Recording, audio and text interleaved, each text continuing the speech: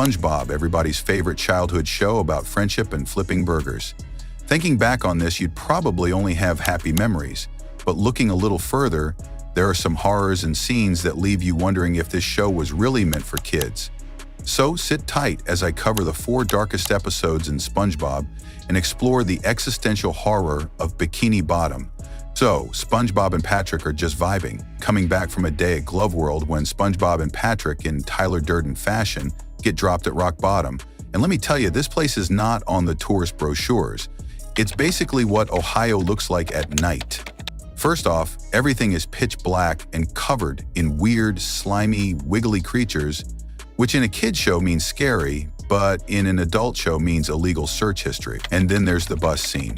SpongeBob runs off to find a bus schedule and tells Patrick to wait at the stop and tell him if any buses come. Patrick, being the idiot he is, doesn't tell SpongeBob about the bus and gets on it. Only as the bus is driving past SpongeBob does he think to tell SpongeBob, "Hey, SpongeBob, the bus is here." Poor little sea sponge. Then SpongeBob decides to just wait for the bus. He just wants to go home, but the bus driver has ultra instinct because every time SpongeBob blinks or does something else, the bus leaves faster than your dad when he went to buy milk. He ties his shoelace and the bus leaves. He goes to get a snack and the bus leaves. He tries 50 times and still fails. Everything he does, he just ends up missing the bus. Then we meet this thing, some anglerfish that looks like he was banned from Chuck E. Cheese for being too friendly with the kids. And yet he's the only one actually helping SpongeBob by chasing after his balloon. I don't know. After the bus leaves, SpongeBob is left in complete darkness, alone and confronted with the overwhelming existential dread of being by yourself, forced to stare into the void. The void stares back, a primal fear of darkness that no one can overcome. No, I'm kidding. He's chased into the darkness by a creature he's unfamiliar with. When he reaches a dead end, he finds it to be none other than that weird creature he met at the bus stop. But it turns out this creature just wants to help. He ties SpongeBob's balloon around his wrist so he doesn't lose it anymore. This makes SpongeBob float out of the nightmare fuel that is rock bottom back to the safety of the sweet little pineapple under the sea in the company of Gary the Snail. In a comic ending to this horror-filled episode, we see Patrick getting on the next bus to rock bottom to go save SpongeBob. Now, this episode had its fair share of scares, but the next episode on this list will leave you traumatized. For our next episode, we're going to cover Squid Bob Tentacle Pants. So Sandy, Bikini Bottom's resident item ad scientist, the person whose inventions never seem to go right. She builds a teleportation machine and, because science is just advanced trial and error with extra steps, she decides to test it on Krusty Krab's very own Squidward and SpongeBob. Somehow, the worst possible outcome happens. Immediately, they don't teleport, they literally fuse. This experiment has already gone horribly wrong. SpongeBob and Squidward just melt into each other, becoming one horrible mass of screaming flesh. And oh my gosh, the screaming. While it's not so much screaming between the lot of them, it's more just Squidward and Sandy screaming and SpongeBob saying they're going to be best buddies. Obviously, this is its own horror to Squidward, but here's where it gets worse. No one is reacting correctly. Sandy, who caused this, is just casually troubleshooting like she accidentally unplugged her Wi-Fi. She tries to zap them back through the teleporter, and this is where the real horror begins. They end up in a child's birthday present. Imagine opening your gift to find this disgusting amalgamation. Then they end up with a lady giving birth. Her newborn baby is swapped with this freak abomination. It is so messed up. Next up, they get transported to an alien planet. Funnily enough, these aliens actually find this abomination attractive. Mr. Krabs sees a horrific fusion of 2 of his employees, a clear violation of every workplace safety law in existence. And his first thought is, but can it still work?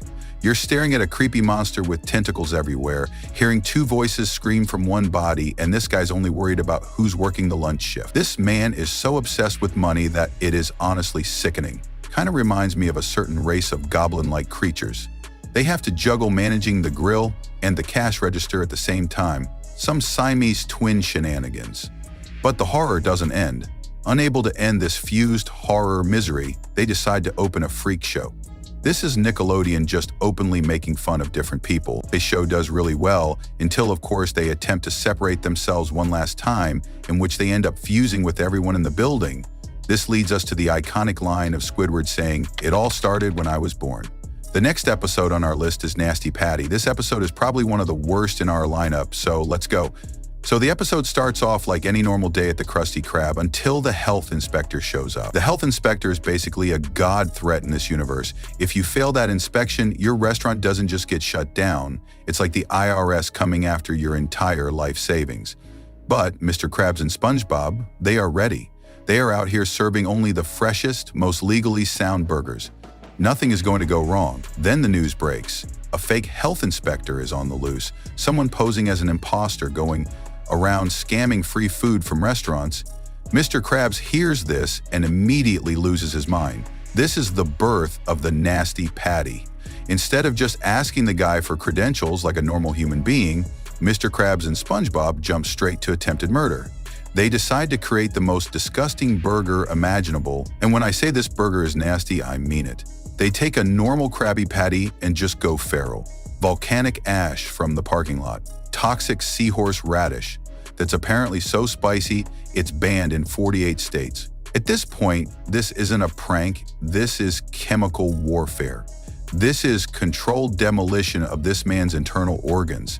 SpongeBob serves it up and the health inspector takes one bite and immediately starts choking. This episode goes from 0 to felony in about 30 seconds, so the health inspector drops dead, or at least that's what SpongeBob and Mr. Krabs think. Instead of checking for a pulse or, I don't know, calling literally anyone, they immediately go, well, yeah, it's time to hide the body. Just like that, this stops being a kid's show and becomes a Breaking Bad Bikini Bottom edition.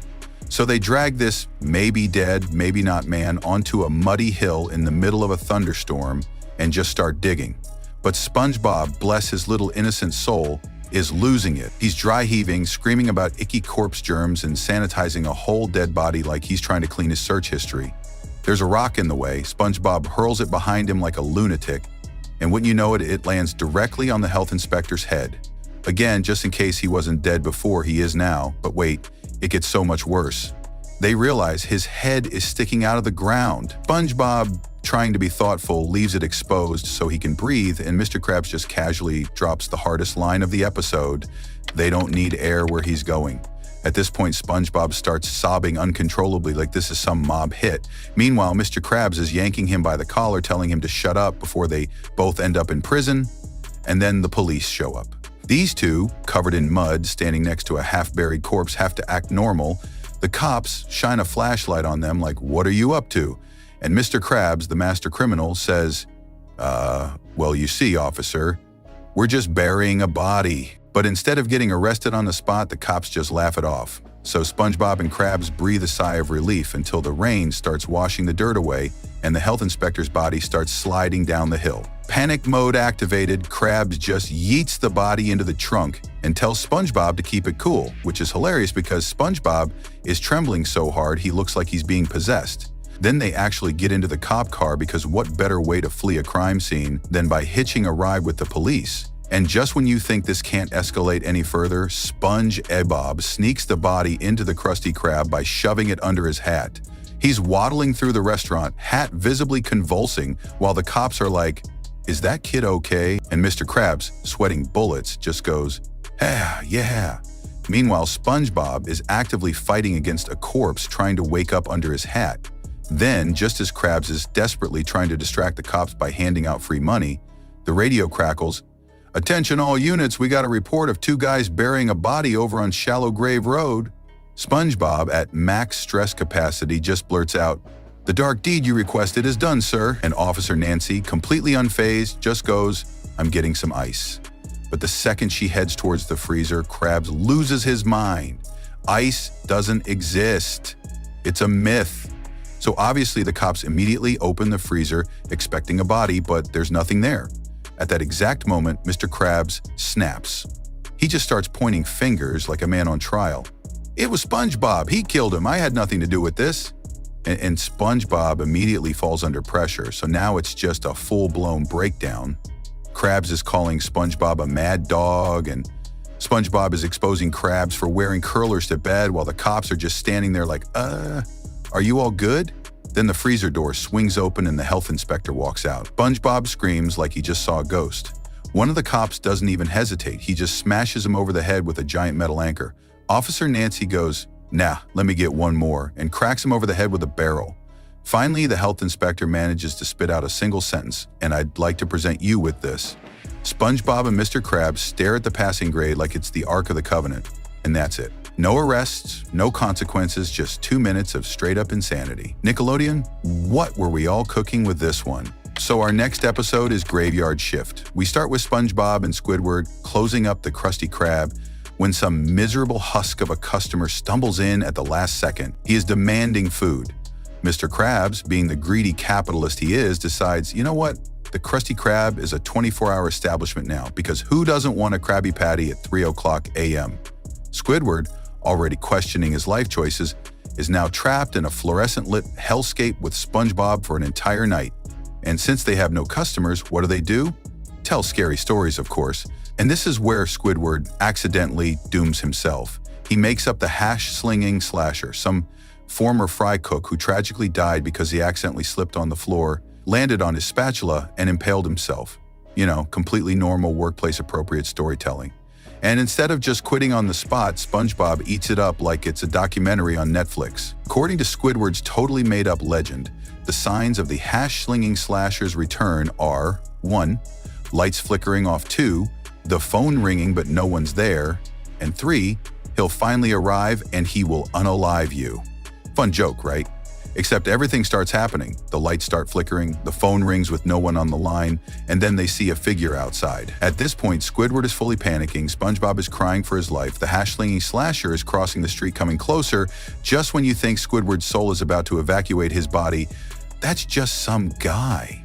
Yeah, it turns out some nervous fish was applying for the job, and he called the phone, got a little nervous, and just hung up. But wait, what about the lights?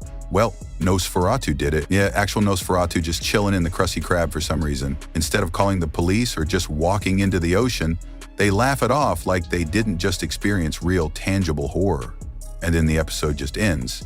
That concludes the 4 darkest episodes in SpongeBob history. Now, if you want to see more content like this, make sure you like and subscribe.